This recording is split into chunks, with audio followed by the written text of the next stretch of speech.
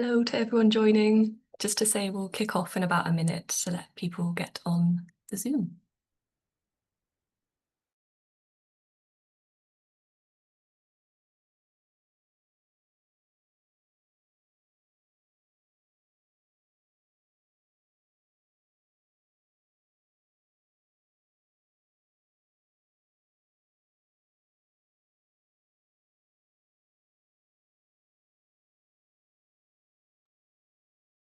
Cool. Well, hello, I am Tasha Kitcher. I'm a digital researcher here at the National Archives, and welcome to our fourth event in our Research Roots series, No Laughing Matter, Preserving Humour in a Digital Age, with the National Archives in conversation with Dr. Arran Rees and Jake Bickford. Our 2025 Research Roots programme, Emotions, Senses and Feelings in the Archive, examines the ways in which we navigate the archives and how these are closely entwined with emotions and senses. So just some housekeeping before we begin. This session is approximately 1 hour long, so we'll finish at 2 o'clock. We'll begin with a presentation by today's speakers, followed by the opportunity to ask Arran and Jake any questions that you may have. The event is being run through Zoom webinar, so you can ask questions by submitting them via the Q&A function at the bottom of your screen. Please do submit questions at any point throughout the talks, and we'll come back to them during the Q&A portion of today's event.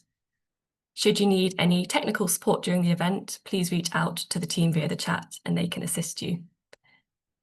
Just to note that this event is being recorded and it will be uploaded to YouTube in due course.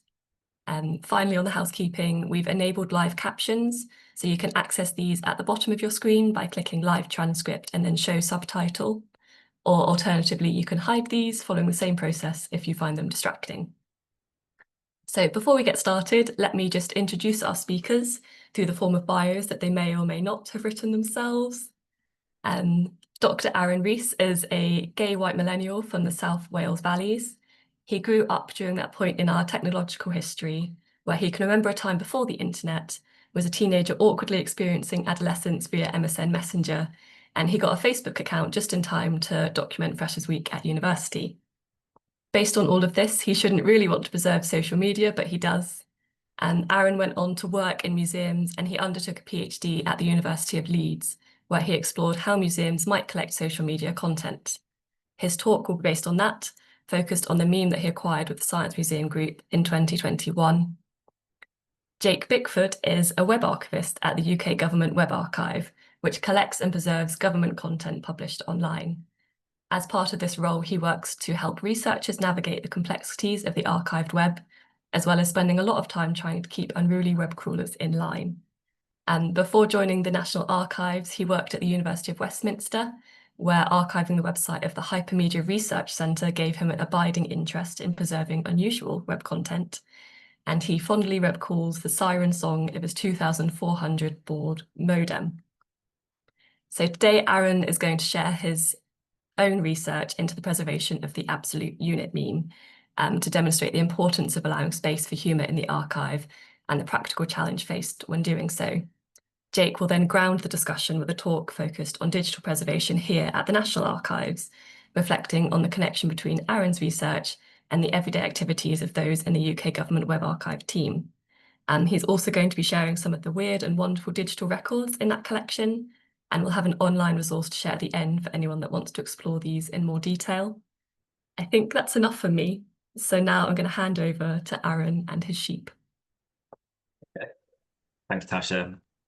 Yeah, I'd forgotten I'd written that bio, so that was a horrifying listen back. So thank you very much for that. So I am going to start sharing my screen. And if people could let me know with a thumbs up if that's all working. Great. So brilliant. So yeah, I don't actually work for the University of Leeds anymore. I'm based at the Collections Trust, and I work with the Museum Data Service there. However, this talk is based on my PhD work I did at the University of Leeds, and not my current affiliation, so that's why that's not there. But if anybody wants to talk to me about the Museum Data Service, I'm all ears. But the work today will focus on how my PhD tried to develop approaches to collecting social media in museums. As part of that, I ended up collaborating with the National Science and Media Museum in Bradford to collect an internet meme. And whilst doing this, I also reflected quite a bit on humour and what it actually is, how I use it personally, how it features in the digital artifacts of social media, and how it can be used productively to challenge power, but also how it can be used to silence and skirt around fundamental issues, either purposefully or inadvertently. It can undermine and belittle, so it's a complex thing. And I think I'm going to try and reflect a little bit on that in what I talk about today as well. Because it becomes quite interesting for us in the context of today's session, where we think about how, as cultural heritage professionals, we attempt to preserve the minefield that is online humour practices. So, whilst I can't promise to give proper answers, I want to try and think through with you all here today what our role in all of this might be. So, how do we define what humour is? How is it talked about? What is a meme, and how does that relate to our online humour cultures? When we archive online content, are we actually seeking to document humor? Or is that just a byproduct of archiving online content that we have to be aware of? And then I'll talk a little bit about collecting a meme at the National Science Museum and the kind of role that humor played in that. So, just as an attempt to prove that I'm a proper academic and have a PhD, I made a word cloud with synonyms of the word humor, because I think that's what all university lecturers do, isn't it? So, here it is. So it's quite hard to actually define what funny is, isn't it? It's different for everyone. However, through my work on my thesis, I found a really nice piece by someone called John Morial, who really attempts to kind of trace how humor has been discussed and theorized over time.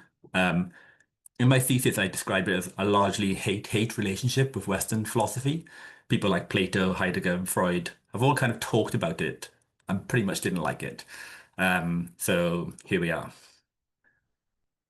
So in what John Moriel talks about, there are a few theories that he highlights that I think are quite interesting. So there's incongruity theory. I always say that word wrong. But essentially, laughter occurs because something violates our mental patterns and expectations. Or there's relief theory, where laughter is nothing more than a release of nervous energy in different situations. Or superiority theory, where laughter is done out of malice, where you laugh at someone in order to feel superior for them. And these, of course, feel slightly flawed. They don't really encapsulate the full complexity of how and why we laugh at things and why we find them funny. So, as we move on, there are other ways in which it's been articulated that I find quite helpful for us to think about when we're thinking about how we might archive humor in this space. So, Lauren Bolland and Sian Nai reflect on how comedy is used both as a weapon to attack people and things, but also as a shield to protect oneself from harmful words from others. And we see this play out a lot with children who develop a strong sense of humor, especially the self-deprecating kind when they are being bullied or something. I probably include myself a little bit in this. And oop, sorry, I went a bit ahead then. Um, and we also need to take seriously the challenge that Sarah Ahmed puts to us when discussing the idea of the feminist killjoy. In instances of the patriarchal society we tend to live in, the struggle, there's a real struggle when women, queer people, people of colour, refuse to laugh things off. And you get cries of, oh, you can't take a joke, you're being woke, you're being a killjoy. And that's often gets used as a kind of a weapon when there's a whiff of sexism, homophobia, racism in the air that gets called out. So humour can be used to challenge and protect, but also the refusal of humour can be used to powerfully halt when user is being used as a thin veil to kind of cover some fundamental flawed viewpoints, maybe. So I think it's really complex and nuanced, and that's why I just wanted to kind of talk through this a little bit here. But what I really want to kind of highlight, and maybe this is the one that we can take away, is that the idea of a gimmick is a really useful one. So this quote from Sian Nai, I found it kind of halfway through my PhD, and I clung on to it for dear life as I tried to navigate being taken seriously as I tried to publish work on archiving memes and kind of collect social media museums. That idea that calling something a gimmick is often used as a distance in judgment, a way to publicly proclaim that you are unconvinced by something despite there being obvious attractions to it. By calling something a gimmick, you are kind of indirectly acknowledging its power. And I think that's a powerful argument to try and claim. So maybe that's one for us to keep in our back pockets to try and convince our institutions to include online humour in their new collection development policies after this talk. Um, but yeah, that's kind of wanted to just kind of talk through my understanding of humour in different ways, I guess. Um, so then, what is a meme? Started surfacing what humour is. Where do memes sit within this? Is it something that's fully understood? Do we really kind of we see something we kind of innately know it's a meme, but actually what are the characteristics that make that? So at their core, according to Limo Schiffman, memes should be understood as having like three key attributes. So they are pieces of cultural information that pass along from one person to another, but gradually scale into a shared phenomenon. They are reproductions made through various means of repacking or imitation or remixing, as I would probably say. And then finally, they are items amplified in a digital environment through competition and selection. So I think this is a helpful way to set out some of the characteristics that make memes recognizable and perceptible as digital artifacts. But I also really like this piece of work by Anastasia Denisova, who kind of just distills what memes are and what they can be a little bit further. She makes the argument that they can either be mind bombs, tactical and striking interventions into mainstream discourses, or they can be fast food media, flashy and tempting with a low nutritional value. I think there are two really good examples here to talk through. So Denisova uses the Pepe the Frog meme as an example of how to trace how a largely innocent meme was reappropriated by alt-right groups during the 2016 US presidential elections. Um, During that campaign, the use of Pepe became so problematic that Hillary Clinton released a formal statement about the meme being used to support white supremacist viewpoints. I mean, if that's not a meme as a mind bomb, then I don't know what is. However, on the other hand, we have a cat questioning whether it can have a cheeseburger, and that is also a valid meme. They're both memes, vastly different in their use, but they're essentially the same digital artifact with different contexts and use around them. Um, I also added this comparison next to the cat meme. It's a photo from the V&A collection that I saw once. Um, and it's essentially historical gravitas to the practice of taking pictures of cats next to things and writing text on it. And I just think it's really important to recognize that memes are not purely digital. Um,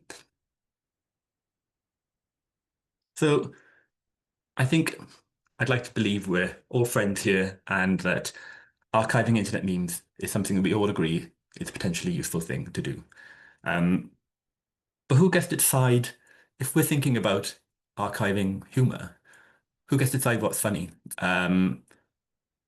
We've already gone through some of the complications and ambiguities in humor, but Whitney Phillips and Ryan Milner really drive into the darker aspects of fandom, oddity, and humor, and what they call the ambivalent internet. So Phillips and Milner refer to the unique contours of collective spaces, which they argue are spaces that have led to deeply ambivalent practices and display hints of mischief, oddity, and antagonism. From things like satirical Amazon reviews about t-shirts and pens to memes being created of someone's face when they haven't actually agreed to be in them in the first place. We can often say that these are like trolling, or we just say that this is just the weird internet. And I think that's the ambivalent area. It's like, are they both? Are they some? I don't know. So I think it's fair to say that if we had decided to archive this type of content, if we're saying that we're archiving online humor, we are making a call on whether or not this material is deliberate subterfuge that inflicts emotional distress on someone, or it's just harmless weirdness on the internet. We have to be able to kind of think about that. Another way we could think about how we collect online humor is to just say, if it goes viral, then that's obviously funny to the masses online. Um, but then again, we have to decide a mechanism for what is viral or not. Um, how do we measure if something hits the mark of becoming a viral meme? I think that's not something that cultural heritage institutions have really kind of grappled with yet, but this is an interpretation panel on the right here from the Finnish Museum of Photography, and they're already starting to engage with this concept, trying to navigate social digital photography practices. So perhaps we'll see more developing soon. And then a key question for me here, I suppose, is as cultural heritage professionals, how can we decide what is funny enough to be preserved? I'm sure we've all got some level of awareness of GeoCities, and I say that as an elder millennial, so maybe some of you don't. But essentially, GeoCities was an early hotbed for online creativity, the beginning of people being able to share and create their own websites that suited their interests. And looking back at it now, it seems more funny than it might have been at the time, largely because it looks so basic compared to how we think websites should look now. But there's also likely a playfulness built into what they were doing at the time. I mean, I feel very seen and safe with this website that's clearly designed by someone with great taste. I can't even tell you why I find it funny and heartwarming, but I just love it. And that's often the case. Can't really kind of define exactly what it is that makes you like something. But unfortunately, in 2009, Yahoo closed down GeoCities with very little warning. And it was only down to a massive kind of crowdsourced community-driven effort that crawled the sites in a very short amount of time that anything was saved at all. Um, so this content wasn't like really fully valued by cultural heritage institutions at the time, but it's a massive part of our collective folklore. So as cultural heritage institutions, should we be trusted to make this call about what online content is good? Um, I don't know. I'm not saying no, but I'm not also saying yes. But I mean, that being said, there is huge value in cultural heritage institutions being involved in it. So um, on the right-hand side here, we have exhibitions about kind of online humor practices. So these are both at the Museum of the Moving Image in New York, one on reaction GIFs, and then the bottom one was co-curated with knowyourmeme.com, celebrating 20 years of the knowyourmeme.com kind of website, which documents memes and their origins. So working with online communities may be a way forward for us to do this. However, I think it's important for us to kind of be looking forward at new and emerging types of online content as well. So this is a video from Sora 2. It's a new generative AI video platform that OpenAI have just launched. So this is an AI generated video designed to be funny and valid. Is it valid to be collected? I don't know. I'm just gonna play it.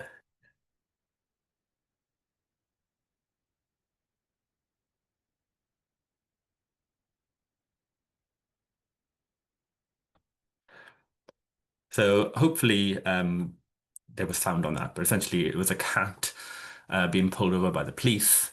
And then the cat meowed when the police asked it what was going on. Then some kind of happy hardcore music started playing in the background and the cat sped off. I mean, it's not designed to be truthful, it's designed to be funny. Um, but where do we draw the line? Do we collect AI generated memes? Where do we kind of draw that line between the unique contours of the internet, I suppose, and purposely designed disinformation from generative AI? So, yeah, that's some of the ways that we might need to think about this in the future as well. But that's enough of me blabbing on about like the context and the different situations that we might encounter. I'm now going to talk more about what I considered in terms of humor when we were collecting a meme at the National Science and Media Museum. So in 2021, the museum formally acquired a copy of the Museum of English Rural Life's Absolute Unit Twitter meme. This was done as a collaboration between myself and the curator of photography and photographic technology, which is quite a job title. Um, Philip Roberts at the time, that was. And also Guy Baxter and Ollie Douglas at the Merle were also very closely involved in helping us do that as well. And from what I understand, it was the first time that a museum had collected a meme in this way through really engaging what it meant to be an online internet meme. Um, and I would say if you're going up to Bradford anytime soon, it's on display in the Sound of Vision Gallery, and you should definitely go and visit it and tell the museum that they're really cool because they have a meme. That would be great. So here's a bit of a structure about how I actually went around collecting it and how we tried to organize what that digital object was. To get to the crux of collecting a meme, we needed to understand what the absolute unit actually was as a meme. And Philip and I came up with a set of significant properties that we felt the absolute unit had that needed to be archived and perceptible in whatever digital object came out of that collecting process. So we agreed that the meme was an image-based meme. It was shared on Twitter. It was a remix of an existing meme concept that inspired multiple other remixes. And it was an example of social and dynamic exchange in digital images. So therefore, the fact that the meme was image-based on Twitter, part of a larger concept, and represented social and dynamic exchanges all needed to be perceptible in the object that we created or documented. So we opted for the use of Web Recorder, which is now known as Conifer for the desktop app for some reason, but still Web Recorder for the web browser version. I don't know. But I use the desktop version, so I'll go with Conifer. Um, and we wanted to do that because it would allow us to maintain the dynamic content, the Twitter interface, and the social exchanges. So Web Recorder essentially creates a web archive file, a walk, and that file is fully interactable when you run it back through the system. So it creates a recording session where you click on the links, and you can scroll up and down from screens, expand things, and essentially records what's happening each time you do that. And then in playback mode, you can kind of interact with every step of the archive site, but not as a video, but as an actual user. So you don't have to do it in the same order as I recorded it. So alongside that, we also collected a CSV dataset of the tweets and directly collected images of some of the meme responses. So altogether, we kind of created a bounded object or archive where I was the person doing the web capturing, and therefore I decided what the bounds of the object were really. And that's something for us to kind of reflect on there. So where does humor come in on all of this? Was funniness a curatorial consideration for me? I think it probably was. So obviously I loved the absolute unit meme. I thought it was hilarious. Philip and I had other curatorial reasons for wanting to collect the meme, particularly this one, chiefly that it was an excellent example of traditional photography that had been digitized and then put into an online context where its use and purpose completely changed. But if I'm being totally honest, if Philip or I didn't think it was a funny meme, it's unlikely we would agree to do it. So, what reflections on humor really came into our work? First of all, I think we should go back to the ambivalent internet idea. So, the original meme concept of an absolute unit can be traced back to a tweet by Mr. Reptoid in 2017, where it was applied to an image of British hotelier David Morgan Hewitt, who was pictured with the Queen. And there's no doubt that the application of the absolute unit idea in its original context is speaking to the height and the weight of Morgan Hewitt. So I think it's probably safe to assume as well that being referred to as an absolute unit is not something he would have particularly liked or enjoyed. Yet the tone of it is not hostile, it's almost celebratory. So is this an example of the ambivalent internet in practice? Is the history of the absolute unit meme actually technically kind of, for want of a better word, fattest or for bullying in nature? Or is it celebratory, jolly and funny? Is that something that we need to account for? How will the interpretations of this change over time? So we collected as much of the background of this as we possibly could for the object history files, so that we can ensure that future curators would have access to this and the context around it if they ever wanted to kind of explore that in the future. But funniness as a curatorial consideration also came into play when we were kind of thinking about the remixes of the Merle unit we collected. So these are all selected for a specific reason, but humor definitely came into play for most of them. So on the top left here, we have a meme featuring a painting of a large sheep. Um, Slightly shifted our concept of what the absolute unit meme was with some other like humorous wording. And I thought it was funny. So definitely features there. On the top right, there's also a photograph of a large horse, furthering the concept of a photography of a large farmyard animal. It's not necessarily hilarious, but it's still playful. I thought it was funny. On the bottom left, there's a meme featuring the Exmoor ram alongside a scrawny sheep. Um, it's taking this kind of sheep and inserting it into a different mimetic concept, which is if you don't love me at my blah blah blah, then you don't deserve me at my blah blah blah. I thought it was funny. And then the bottom right, there's a meme featuring the Exmoor ram and Ralph Wiggum from The Simpsons. This poor quality photoshopping of the sheep and pasting it onto a different mimetic image is funny. It's also a style of meme creation which often looks purposely crap.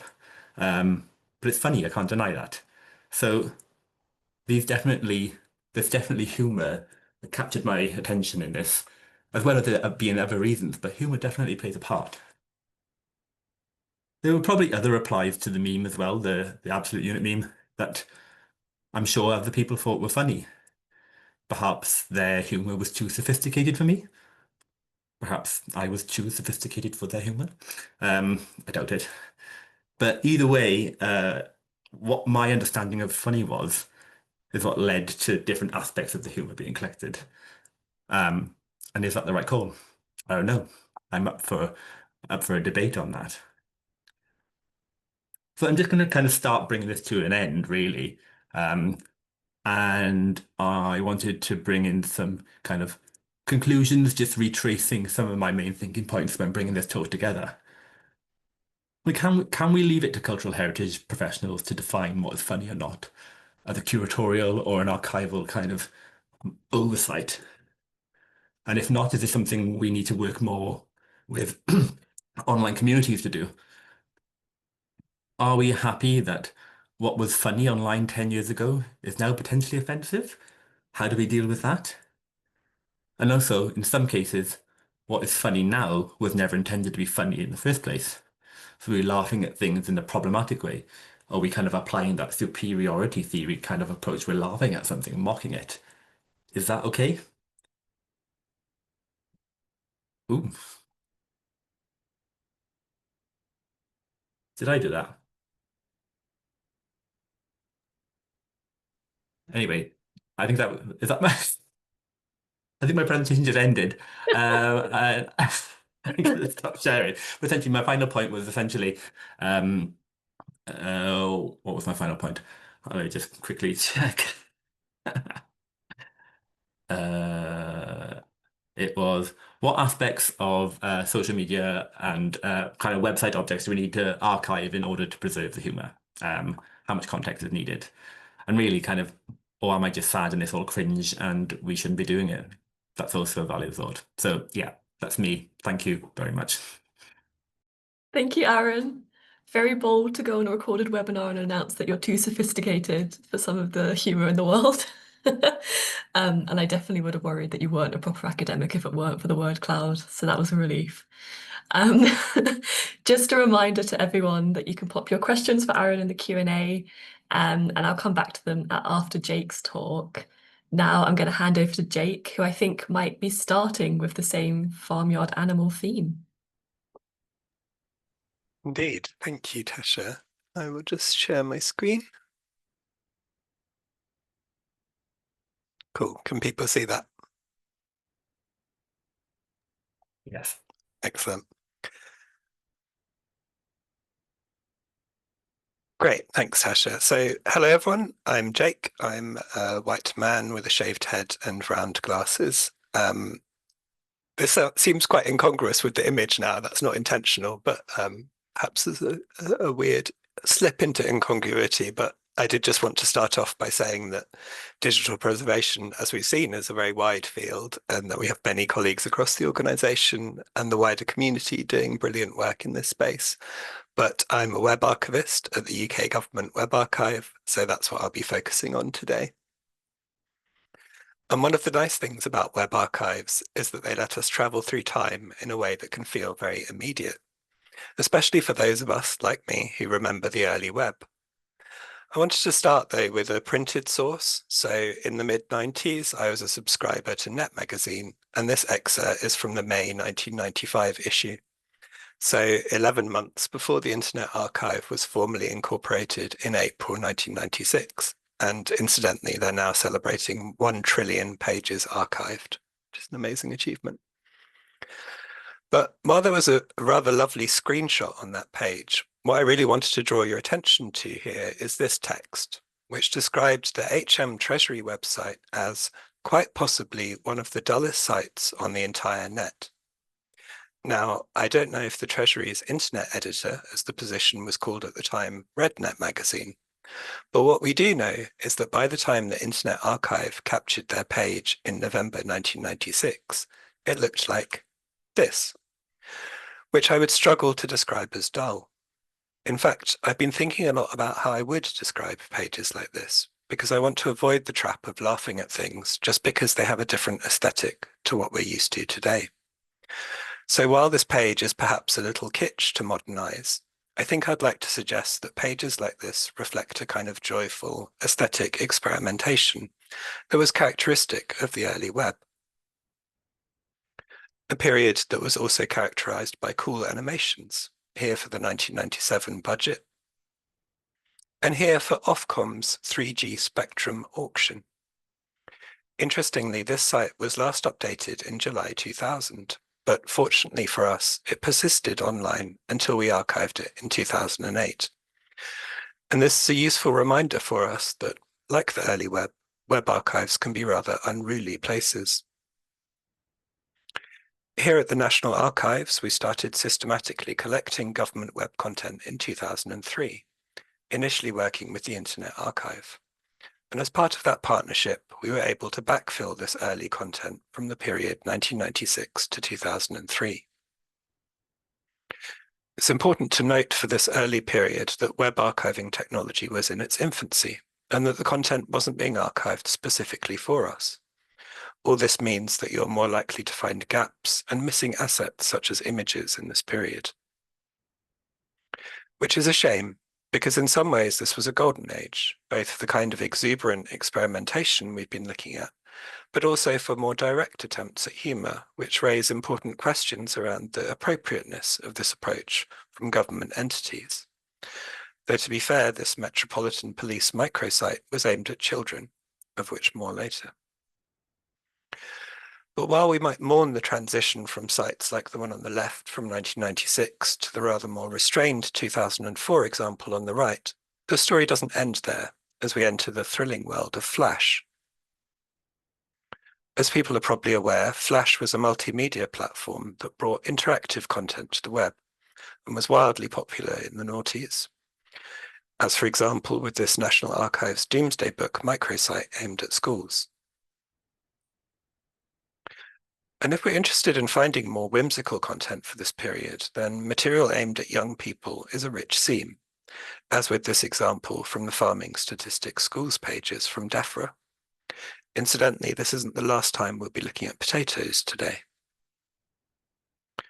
Though this educational content could also tackle more serious topics, as this game, also from a National Archives website, demonstrates, and which I'm definitely not including as an excuse to show off my pub quiz knowledge of the early modern period. Of course, Flash was officially deprecated in 2020 and is no longer supported by modern browsers, which highlights another important point about web archives. Your experience of using them will be mediated by the hardware and software you use to access them.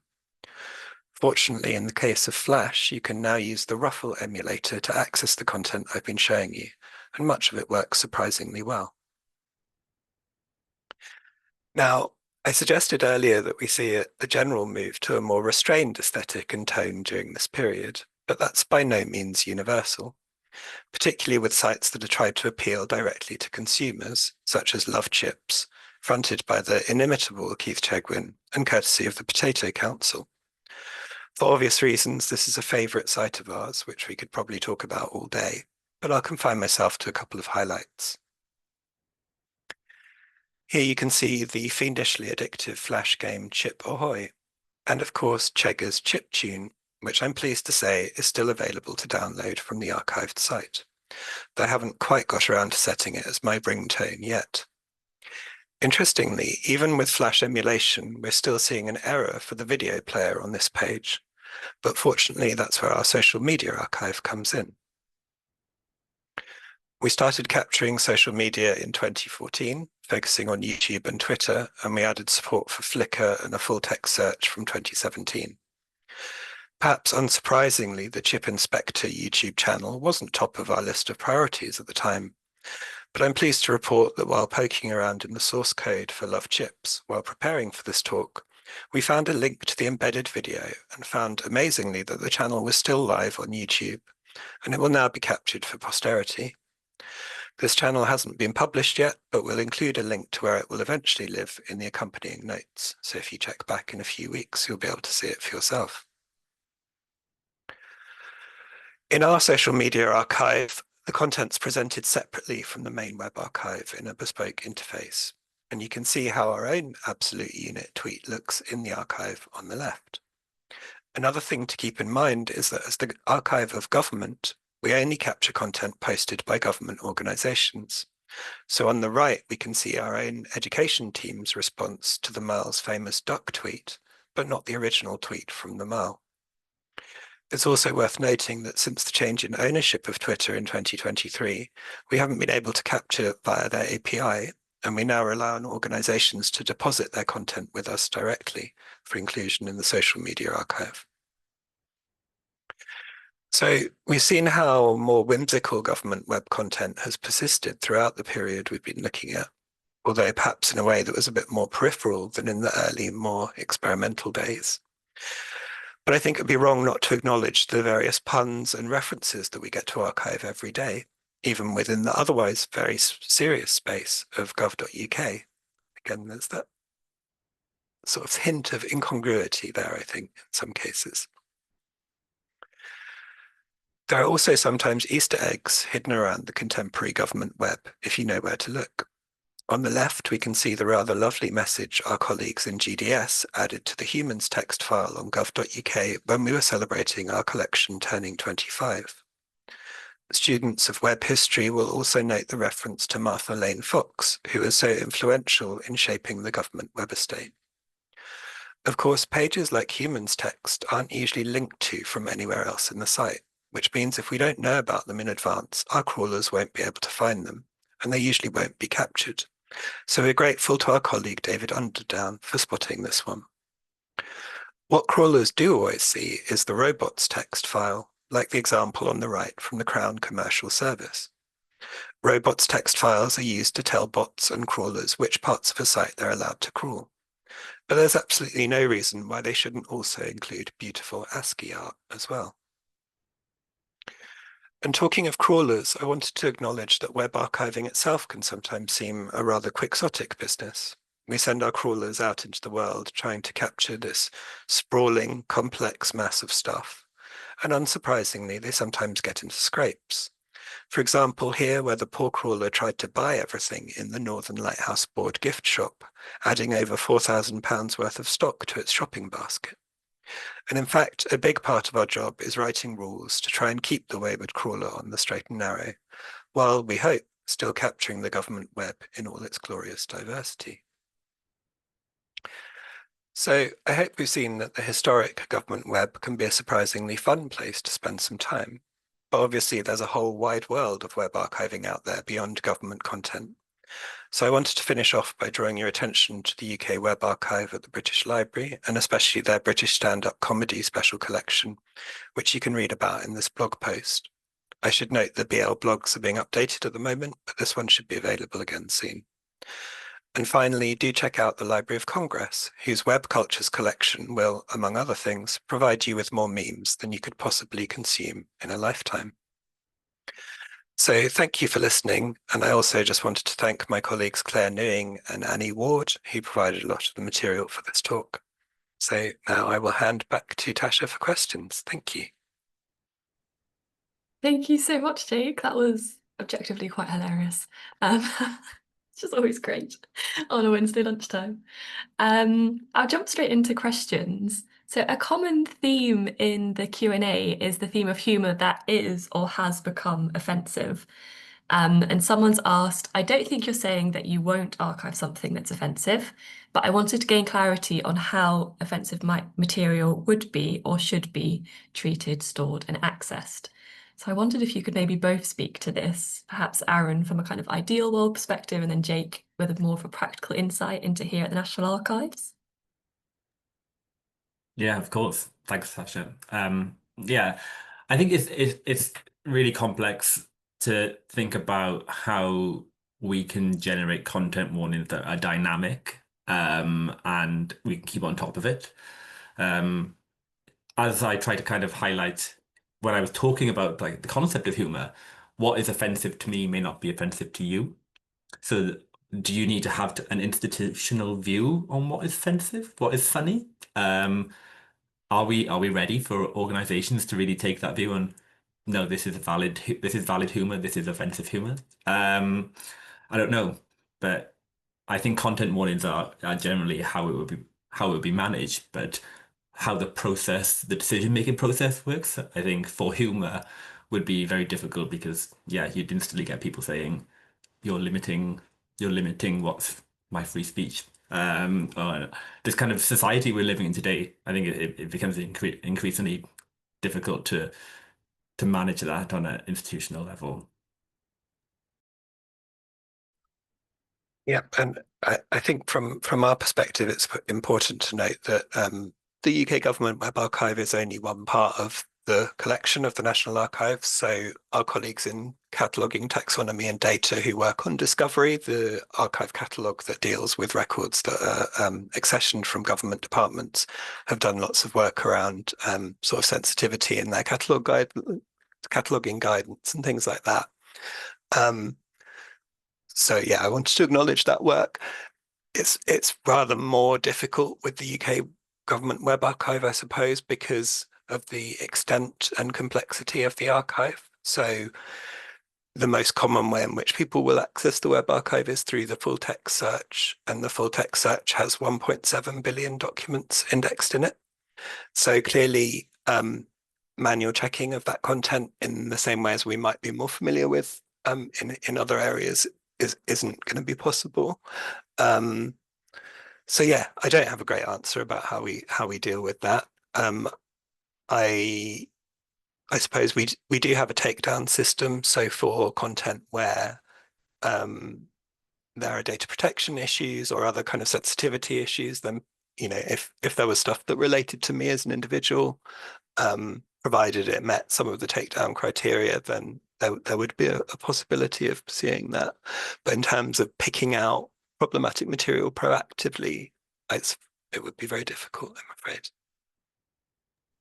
Thank you. Yeah, I think takedown and working with researchers that use the web archive is quite a big part of it for us.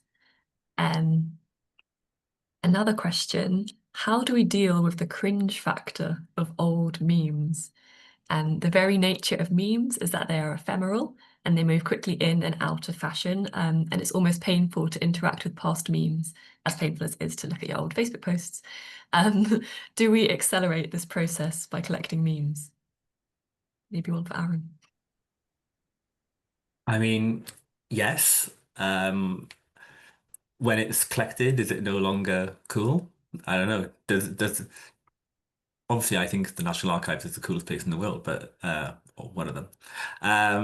So when the National Archives collects a meme, is it no longer a fun meme? How fast do you move?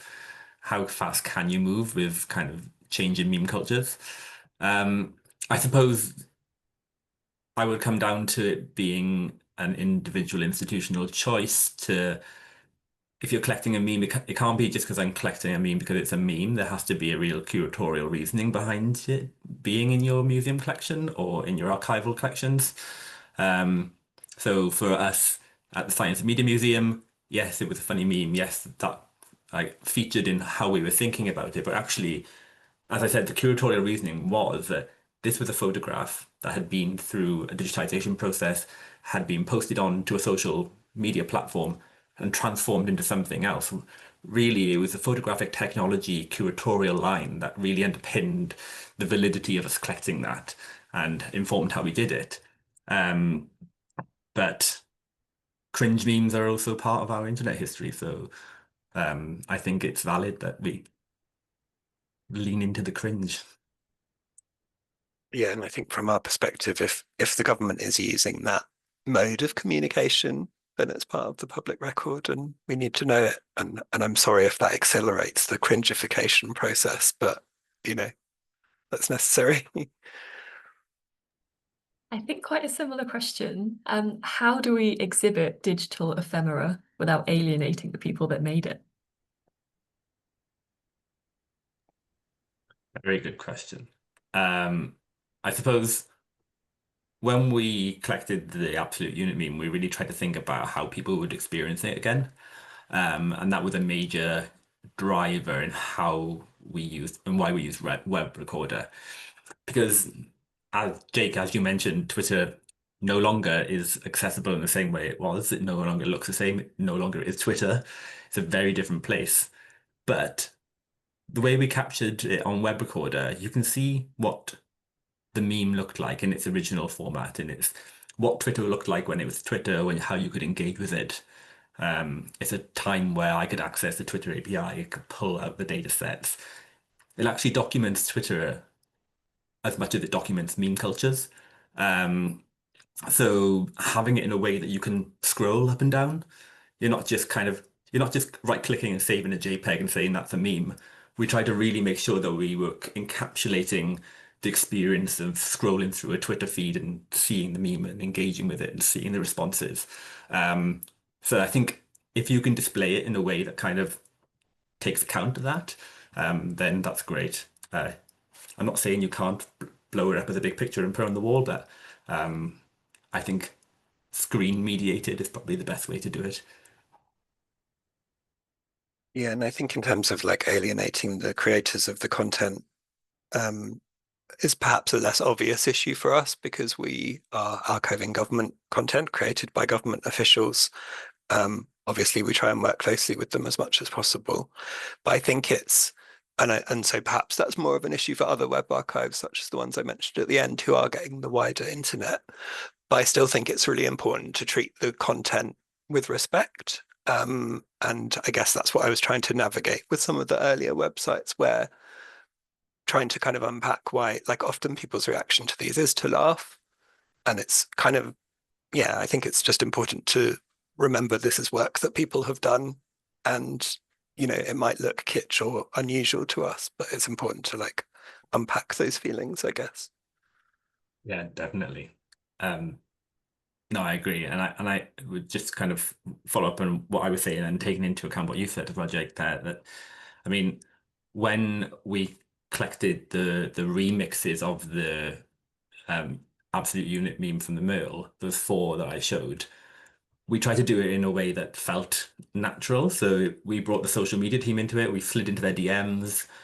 We were like, "Hey, we're the National Science and Media Museum. We really like your tweet," and try to keep it as kind of in the environment as possible. And then museum procedures kicked in, and it was like, "Now we're going to take you for the full acquisition process and everything like that." But you try to kind of keep it light, keep it fun, acknowledging the work that they put into creating it. There's a question actually in the chat, which is, I think, leading on from what you're just saying, Aaron, which is how did you collect the meme as an object at a museum? Were Merle not already archiving it themselves, perhaps in their own web archiving situation? Yeah, so I suppose this is the conversations we had with the Merle. We were like, they have their own social media kind of, I'm not entirely sure they had their full kind of Twitter being archived formally, but what we were trying to say was that we want to extract it as a digital artifact almost in a way that they couldn't do as their own internal archive. Um, so they were really open to us thinking about it as we kind of had really interesting conversations about whether or not it was intangible cultural heritage, whether or not it was performance. What are these kind of what is it that we're actually capturing here? So in the end, we kind of called it like a time-bounded object. It was a snapshot in time of a meme that existed. And if we wanted to in the future, we could do almost accruals of how the meme moved on. We captured it kind of not before, it was when the kind of Elon Musk thing happened, where he also retweeted the meme and got into a really bizarre kind of back and forth with the Merle about putting the sheep in space and stuff like that. And we did say if it was successful, then we could do that as an accrual collection and kind of get the context of that as well. That hasn't happened because people move on and there's different resources.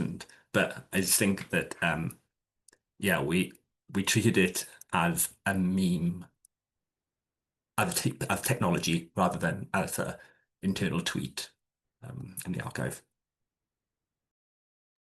Yeah, I think that's a really key theme, is that we're archiving content but also technology at the same time. Which actually it's getting a lot more complicated nowadays with to kind of turn to digital. It's not the same as it was. Someone has asked a question which I'm going to slightly wrangle. Is there an archive somewhere is there an archive somewhere with 1970s mother-in-law jokes, or a box in which the humour of the 1930s is collected? How much is the work of collecting humour today consistent with the process of collecting humour in the past? And I'd actually like to throw this to you, Jake, and ask where you see the work of the UK Government Web Archive going hand in hand, or maybe changing the kind of historic work and collecting of the National Archive. Yeah, I mean, I think that's a really good question. I suppose what I see it as is an absolutely essential kind of component of our ability to archive the work of the state. It's kind of inconceivable to me to try to write a history, I'm paraphrasing Ian Milligan here, of the contemporary world without reference to the internet. If people want to write a history of the 1990s, then they should, well, obviously I'm biased, but they should be using web archives as one of their sources. Obviously, they're not, they're not the be all and end all of historical research. They're a very particular type of source that has to be handled carefully and understood. They are the public presentation of what the government is doing. So things like how the government has communicated and how the government has used humour, how it has interacted with the citizen in the digital space is really crucial, but obviously in no way undermines the importance of the internal records of what the government was doing. And I think we are increasingly entering a time where those two things can come together, and you can come to Kew, or you can look at our online records that are being released for the period that now kind of overlap with the period of the Web Archive, and see both the sort of public presentation of policy and the kind of development of policy behind closed doors. That sort of answer the question. But also plug the British Music Hall Society archive if you're interested in some elements of humour. And my former colleague Anna McNally will be happy to help you with that. I would just quickly add as well, there are kind of personal archives of comedians that include their entire works, and museums like Showtime in Blackpool really tries to kind of capture that, and the V&A's theatre and performance collections have got comedy collections and things like that as well. So it's kind of it's being done, but in a piecemeal way. But I don't know if it hasn't kind of fully moved to the kind of digital world yet, which is kind of what we were talking about. Oh, thank you. One final question for you, Aaron. Do you still find the memes that you chose funny? No, cringe. So yeah, like I used lots of memes. I created memes as kind of headings in my thesis and kind of used them to form arguments in my thesis. And sometimes I look back at them, I'm like, oh my God, granddad's got his memes going again. But no, I mean, yeah, you gotta kind of own them. Some of them are funny. They were funnier at the time, but yeah, that's the nature of it. You're too sophisticated now. Yeah, too sophisticated. Amazing. Well, thank you, Arran and Jake, for joining us today and providing insight into your work. And also thank you to our audience for joining us. We have one more Research Roots event to come. So our final event is an in-person workshop at the National Archive, asking, does the perfect parchment exist? So going a little bit away from digital. This hands-on workshop will explore how we assign values to historic materials. Keep an eye on our LinkedIn as well as via our research newsletter for more information. And the link to subscribe to our newsletter is being shared in the chat. And we've also created a resource pack to accompany the session, which will also be shared in the chat shortly. We hope that you've been inspired by our Research Roots series to engage with collections in new and innovative ways, focusing on feelings and collaborations. Before we finish today, I'm going to hand over to Jack, who is the Head of Research Grants and Academic Engagement here at the National Archive, to say a few words. Hello, everyone. Good afternoon. Apologies for crowbarring this into the end of a Research Roots talk. Apologies to Arran and Jake in particular, and thank you to both for their wonderful presentations. I'm just going to take a moment here to launch a new thing here at the National Archives. So as an independent research organisation, and as you will all know, research is at the heart of what we do, and whether it be developing technology or making forgotten voices from our collection visible through our engagement, research underpins every facet of that work. And we hope that the Research Roots series has provided some insight for you all into the research that's being undertaken here at TNA. And so with that in mind, we're very excited to announce that today we are launching our very first research report.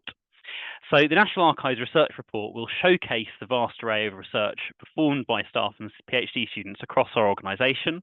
The projects and partnerships included within it will demonstrate our role as a researching archive and as an independent research organisation, an institution that we hope is custodial, sustainable, accessible and impactful.